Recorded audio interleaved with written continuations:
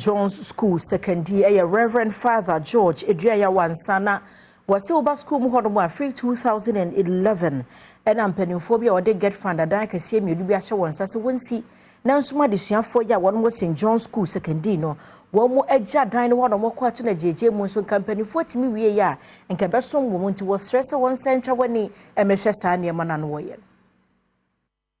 Abra St. John's School, Eddie Wanum Fee Edward Song and Finchiana, and a Reverend Father George Eduaya Wansa.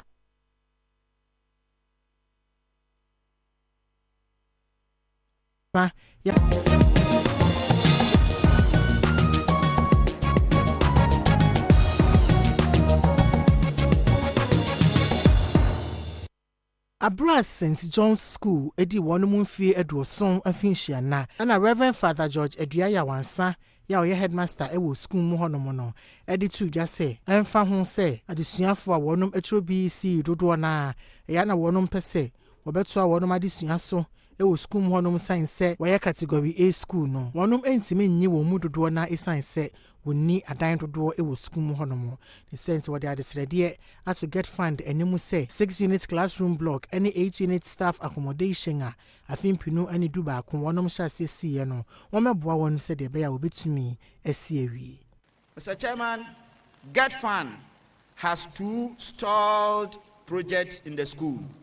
They are a 6 unit classroom block and an 8 unit staff accommodation, but the contractors abandoned them at a near 60% completion.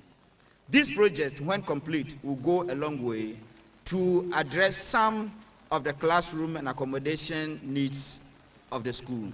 Kwabna ochireda kumensa to emanta musuafo okodwumadi na sibie no ene wo share school ne bo say GETFund nyuma wa hyase a wajasi hono ma wonwie no enchekura obehwe no ma ba beto aso ama wono.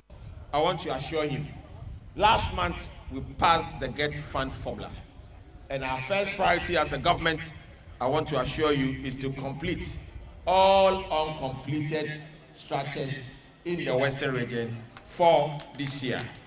So we have been covered. We have been covered. Justice Amwa, President our judge small group of companies ano wonunsu ko dwumadi na sibia wode nsem bi eto aso. Remember that education is not just about academics. It is about becoming well-rounded individuals who are compassionate, empathetic, and socially responsible.